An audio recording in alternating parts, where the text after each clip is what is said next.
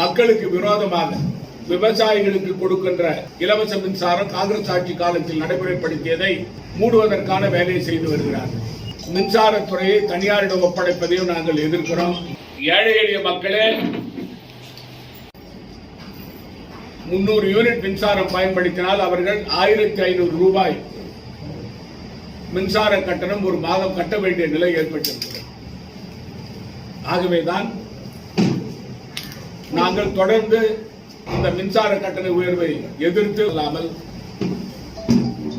மின்சாரத்துறையை தனியாரிடம் ஒப்படைப்பதையும் நாங்கள் எதிர்க்கிறோம். அதே போல மாநிலத்தில் மக்களுக்கு விரோதமாக இந்த அரசு எடுக்கின்ற நடவடிக்கைகளை எல்லாம் வலியுறுத்தி பல போராட்டங்களை காங்கிரஸ் கட்சியின் சார்பில் நடத்தியிருக்கிறோம். ஏற்கனவே இந்த விவசாயிகளுக்கு கொடுக்கின்ற இலவச மின்சாரம் காங்கிரஸ் ஆட்சி காலத்தில் நடைமுறைப்படுத்தியதை மூடுவதற்கான வேலையை செய்து வருகிறார்கள். இன்று விவசாயிகள் பெரிய பேரணி நடத்தி இந்தியா முழுவதும் ஆர்ப்பாட்டம் நடத்தி வருகிறார்கள்.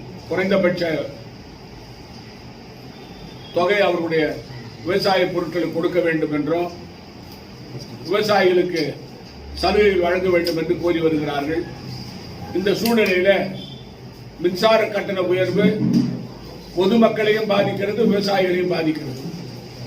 ஆகவே முதலமைச்சர் ரங்கசாமி அவர்கள் மின்சார கட்டண உயர்வை நிறுத்தி வைக்க வேண்டும் என்று நான் கேட்டுக்கொள்கிறேன். விடுதலை புலிகள் நடமாட்டம் நான் சொல்லும் பொழுது புதுச்சேரி மாநிலத்தில் இருந்தது. அதுதான் நான் சொன்னேன். அது எங்க ஆட்சி இருந்தாலும் சரி, விடுதலை புலிகள் என்ன தாக்க வந்தாங்க. நான் அப்ப புதுச்சேரி மாநிலத்தில் அப்ப ராஜ்யசபா உறுப்பினராக இருந்த சமயத்தில்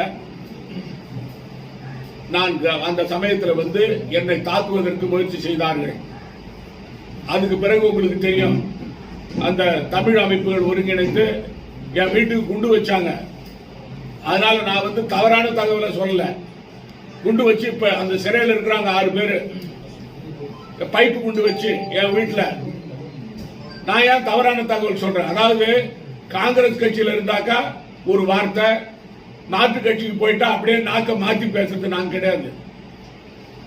நமச்சிவாயம் சொல்லிட்ட மனசாட்சி இருந்தா அவர் சொல்றாரு, அவர் துறையில நான் செயல்பட விடாம தடுத்தேன்னு சொல்றாரு. ஒரே ஒரு அவர் கோப்பை நான் நிறுத்தினேன்னு சொல்லுங்க பாப்பா. நான் சவால் விடுறேன் நமச்சிவாயத்துக்கு. ஒரே ஒரு கோப்பை நிறுத்தினேன்னு சொல்லுங்க பாப்பா. அவர் கொள்ளையடிக்க விடல. அது மட்டும் இல்ல, அவரை பொறுத்த வரைக்கும் அவர் காங்கிரஸ் கட்சி தலைவராக வேற இருந்தாரு. எந்த காலத்திலும் எந்த அமைச்சர் என்கிட்ட இருந்த அமைச்சர்கள் 5 அமைச்சர்கள் நான் முதலமைச்சராக இருந்த 5 ஆண்டுகள்ல அவர்கள் கோப்புகளை ஒன்றை கூட நான் நிறுத்தியது கிடையாது. ஒரு கோப்புகளை கூட நான் மாற்றியது கிடையாது. அவருடைய நிர்வாகத்தில் நான் தலையிட்டதும் கிடையாது. நான் உறுதியோட சொல்லுவாங்க. இன்னைக்கு பாரதிய ஜனதா கட்சியில் சேர்ந்த பிறகு நேரம் மாறி பொய்யான தகவலை மக்கள் மத்தியில் சொல்லக்கூடாது. நமச்சிவாயம் சொல்ல வேண்டியதான். நான் தான் ஊழல் குற்றச்சாட்டு சொல்றேன். இந்த ஆட்சியாளர் பேர்ல ஊழல் இல்லைன்னு சொன்னா நிரூபிக்க